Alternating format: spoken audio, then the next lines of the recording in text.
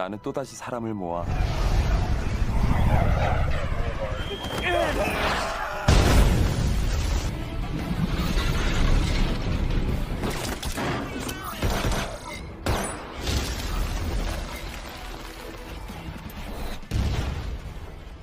Kali ini Mimin bakal ulas film bergenre action thriller.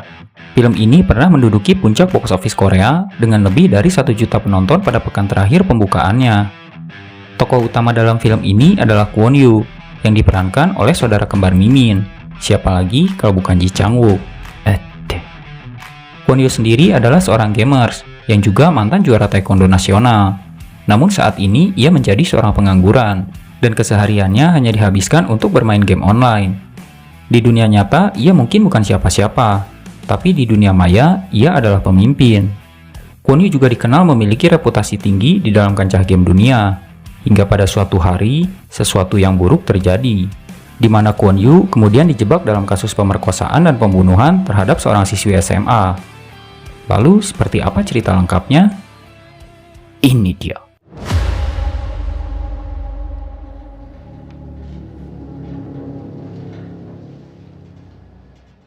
Cerita bermula saat Kwon Yoo sedang berada di sebuah warnet. Di sana, ia mendengar telepon berdering tepat di meja sebelahnya. Lalu saat diangkat, yang menelpon ternyata seorang wanita yang mengaku sebagai pemilik handphone tersebut. Ia meminta Kwon Yoo untuk mengembalikan handphone tersebut ke alamat yang telah ia berikan. Dan dengan iming-iming imbalan sebesar 800.000 won atau sekitar 10 juta rupiah, Kwon Yoo bergegas mengantarkan handphone tersebut. Setibanya di sana, Kwon Yoo tidak bertatap muka dengan si pemilik yang sedang berada di kamar mandi. Kwon Yoo kemudian diminta naik ke lantai 2 dan mengambil sendiri imbalannya yang tergeletak di atas kasur. Dan setelah mengambil imbalan yang dijanjikan, Kwon Yoo pun bergegas pergi.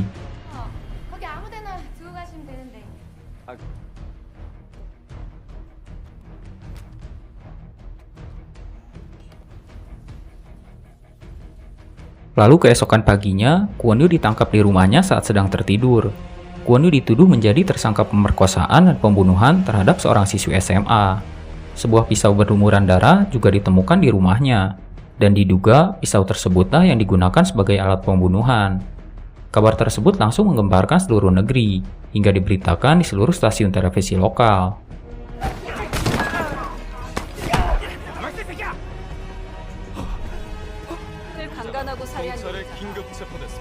Dalam pemeriksaan, Kwon Yoo terus menyangkal tuduhan tersebut.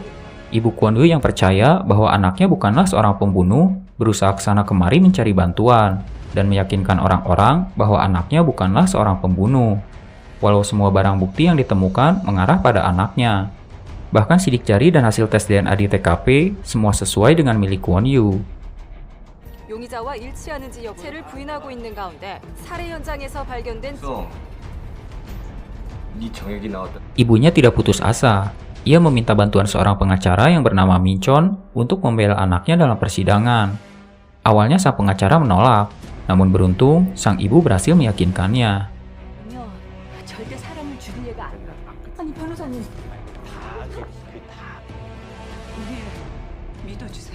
Lalu saat persidangan dilakukan, Kwon Yoo dan sang pengacara tidak dapat melakukan apapun, karena semua barang bukti yang ditemukan di TKP mengarah padanya sebagai pelaku.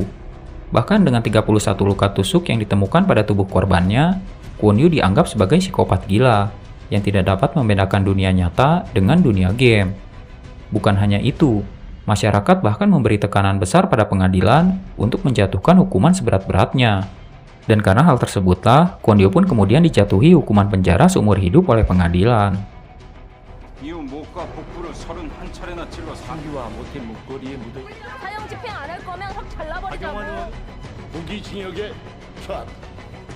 Dan karena kejahatannya tergolong sebagai kejahatan berat, Kwon Yoo ditempatkan di penjara level 1 bersama dengan penjahat-penjahat kelas kakap lainnya. Madoksu, salah satu pemimpin geng di dalam penjara yang tidak menyukai Kwon Yoo, memerintahkan anak buahnya untuk mengganggu Kwon Yoo. Kwon Yoo yang marah mulai berontak dan mengajar Madoksu, dan hal itu pula yang membuatnya semakin tidak menyukai Kwon Yoo. Tidak mudah bagi Kwon Yoo untuk berada di dalam sana.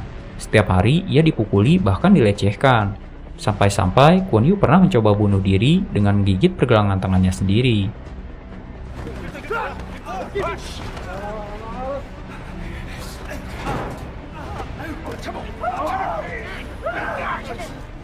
Sang ibu yang mengetahui hal tersebut datang berkunjung. Ia meminta Kwon Yu untuk bersabar dan bertahan di dalam sana, karena sang ibu telah berhasil menemukan seorang saksi yang bisa membantu Kwon Yu bebas dari tuduhan pembunuhan. Mendengar kabar tersebut, semangat hidup Kwon Yu kembali, namun masih dengan rutinitas yang sama setiap harinya, yaitu dipukuli oleh Ma Doksu dan anak buahnya. Tapi kali ini berbeda. Ada seseorang yang bersimpati dan yakin jika orang seperti Kwon Yu tidak mungkin memperkosa apalagi membunuh. Kwon Yu kemudian mulai melatih fisiknya di dalam penjara. Ma Doksu yang merasa harga dirinya semakin tercoreng karena sikap Kwon Yu, coba mengajarnya lagi. Dan kali ini Kwon Yu berusaha mempertahankan dirinya. Ia coba melawan balik dan berhasil membuat Ma Doksu terkapar tak berdaya hanya dengan satu tendangan. 문제는 네가 그놈 자존심을 건드렸다는.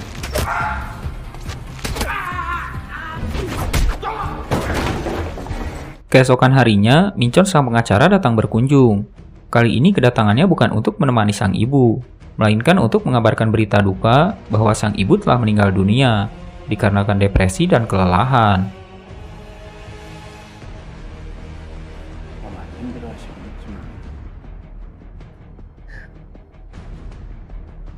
Ma Doksu yang masih menaruh dendam pada Kwon Yu memerintahkan anak buahnya untuk memulai keributan di dalam penjara.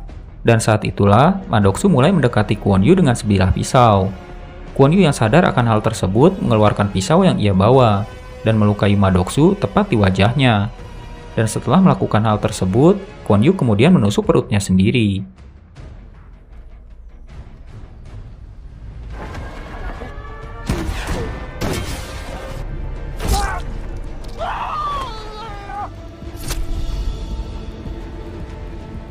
Mereka berdua kemudian dilarikan ke rumah sakit.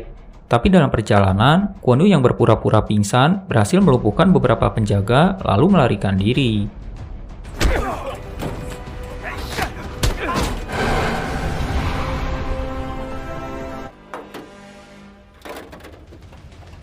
Dalam pelariannya, ia sempat bertemu dengan dua orang asing. Mereka sangat berterima kasih karena Kwon Yu sudah membantu memperbaiki mobil mereka yang rusak. Mereka kemudian membantu Kwon Yu lolos dari pos pemeriksaan.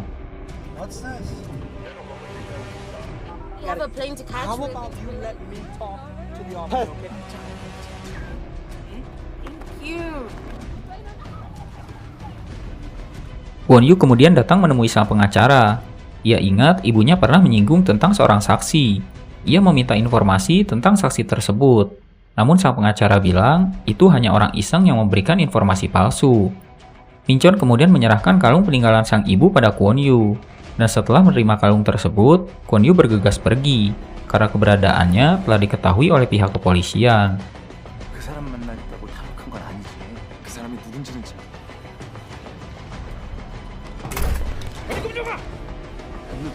Kwon Yu kemudian pergi ke sebuah warnet untuk mencari informasi. Di sana seorang teman yang sering bermain game online bersama Kwon Yu tiba-tiba menghubunginya. Ia adalah Tailbo, dan ternyata Tailbo adalah seorang wanita yang sengaja menyamarkan identitasnya sebagai pria di dunia maya.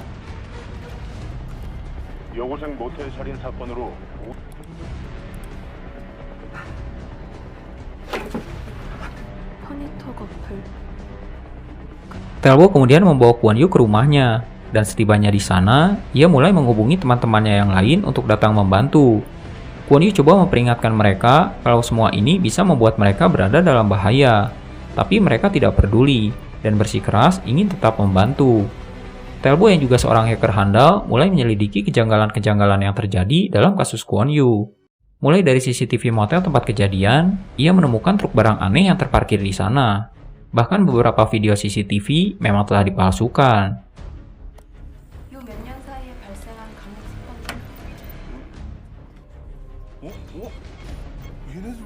Tailbo kemudian menyelidiki alamat mobil truk tersebut, dan alamat mobil truk tersebut ternyata berada di tempat penampungan mobil-mobil rongsokan. Kwon Yu dan seorang temannya bergegas pergi untuk penyelidikan, dan benar saja, truk yang mereka curigai terparkir di sana. Kwon Yu kemudian mengikuti seseorang yang ia curigai, dan saat tiba di sebuah rumah, ia melihat banyak darah berlumuran di mana-mana, seperti bekas TKP pembunuhan. Ada juga orang-orang yang sedang membersihkan tempat tersebut, membuatnya seolah-olah tidak pernah terjadi apapun di sana.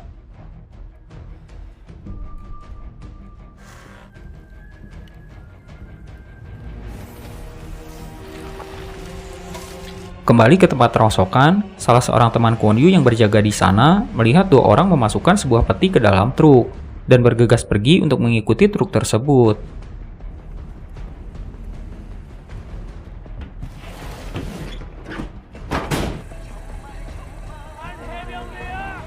Truk tersebut ternyata berhenti di sebuah gedung apartemen.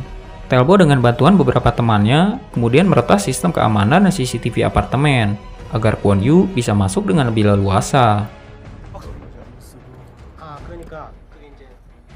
대장 1306호. Tak lama, Kwon Yu berhasil masuk ke salah satu ruangan apartemen.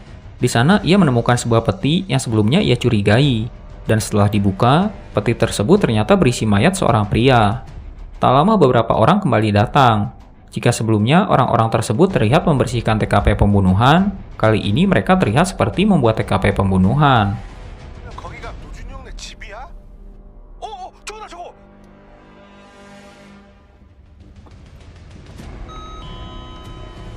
Tanpa disadari oleh Kwon Yu, ternyata seseorang sedang mengawasinya melalui kamera kecil.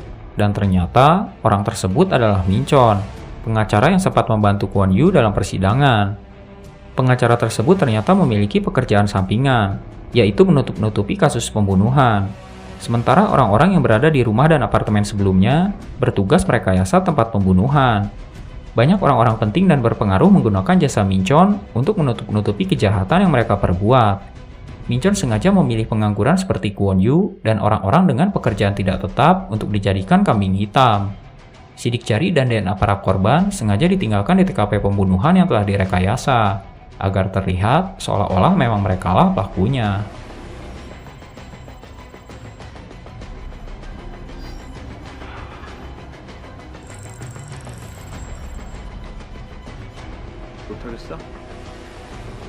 Kwon Yu kemudian meminta Telbo untuk menyelidiki sidik jari yang ia temukan di apartemen. Sidik jari tersebut ternyata milik seorang perempuan bernama So Hyun. Telbo kemudian menyadap telepon wanita tersebut untuk mengawasinya.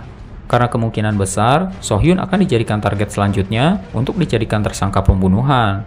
Sama seperti yang pernah dialami oleh Kwon Yu. 여기 찍혀있는 지문 보이지? 퍼즐이 희한하게 맞아들어. Kwon Yu yang sedang menyadap pembicaraan So Hyun tiba-tiba mendengar suara wanita. Suara yang sama persis dengan orang yang meminta Kwon Yu untuk mengantarkan teleponnya dulu. Telbo kemudian melacak keberadaan wanita tersebut, dan saat Kwon Yu hampir saja menangkapnya, seseorang yang mengendarai sepeda motor tiba-tiba muncul dan membawa wanita tersebut pergi. Kwon Yu sebenarnya coba mengejar, namun sayang mobil yang ia kendarai tiba-tiba mogok. Lalu entah bagaimana Ma Doksu bisa bebas dari penjara, hingga tiba-tiba muncul dan menangkap Kwon Yu.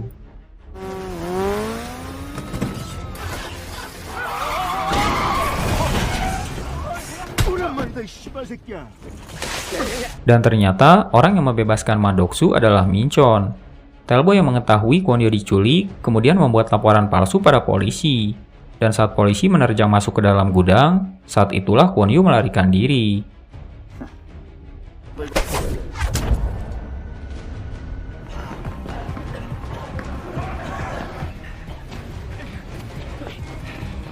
Saat Kwon Yu dan Telbo coba melarikan diri, Telbo merasa curiga. Bagaimana mungkin Ma Doksu bisa begitu cepat menemukan Kwon Yu?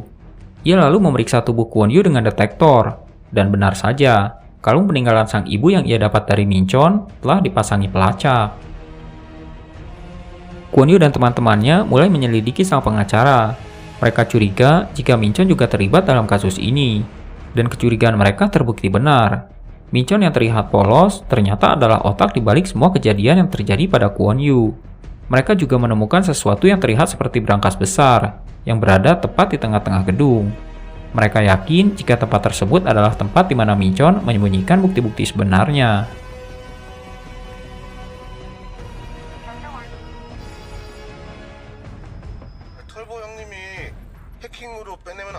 Kwon Yu dan teman-temannya kemudian mengacaukan semua rencana Min Chon. Mereka mengubah semua rancangan TKP pembunuhan.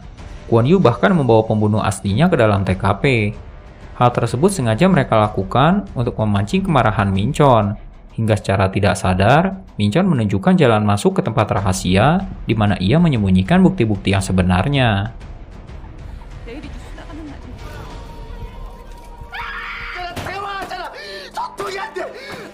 Kwon Yu yang mengetahui kebenaran di balik kasus pembunuhan yang dituduhkan padanya marah besar, lalu mengajar Minchon habis-habisan. Saat Kwon Yu coba mendapatkan bukti-bukti tersebut, Ma Doksu yang berhasil menangkap teman-teman Kwon Yu mengancam akan membunuh mereka semua jika Kwon Yu tidak segera datang.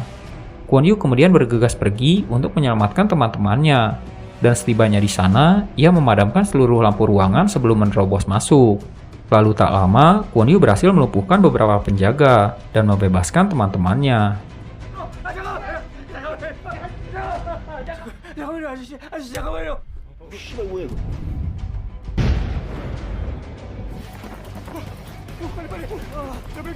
Ma Doksu yang dibantu oleh Minchon masih terus mengejar Kwon Yu dan teman-temannya. Bahkan bukan hanya mereka berdua. Kini polisi ikut memburu Kwon Yu dan teman-temannya yang dianggap sebagai komplotan psikopat gila.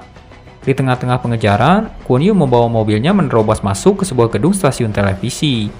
Talbot coba menyelinap ke dalam ruang kontrol dan meretas saluran penyiaran. Sementara teman-temannya yang lain membantu Kwon Yu untuk menghambat orang-orang yang masih terus berusaha mengejar mereka. Ma Dong-suk yang masih terus mengejar berhasil menangkap Talbot lalu membawanya pergi. Sementara itu, polisi juga berhasil menangkap teman-temannya yang lain. Kwon Yu yang mengetahui Talbot dalam bahaya coba mengejar Ma Doksu. Mereka berdua kembali terlibat aksi kejar-kejaran mobil, dan setelah berhasil menyelamatkan Talbot, Kwon Yu menurunkannya di pinggir jalan untuk melanjutkan rencana mereka. Sementara Kwon Yu kembali ke stasiun televisi untuk menyerahkan diri.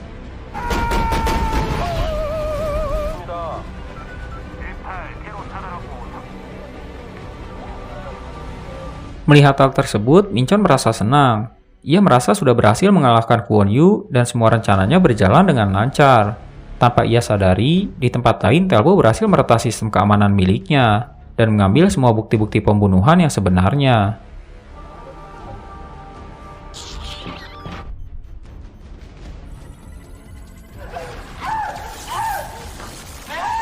Lalu dengan bantuan teman-temannya yang lain, Talbot menyiarkan secara langsung bukti-bukti yang berhasil ia dapatkan dan membongkar kedok Minchon yang sebenarnya, serta keterlibatan orang-orang penting yang menggunakan jasa Minchon untuk menutup-nutupi kejahatan mereka.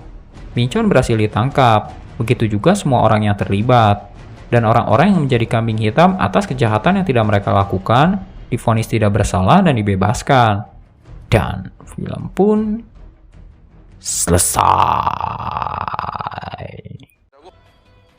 이제 보면 볼수록 화나네. 천진 거였습니다. 빈 변호사 타고나.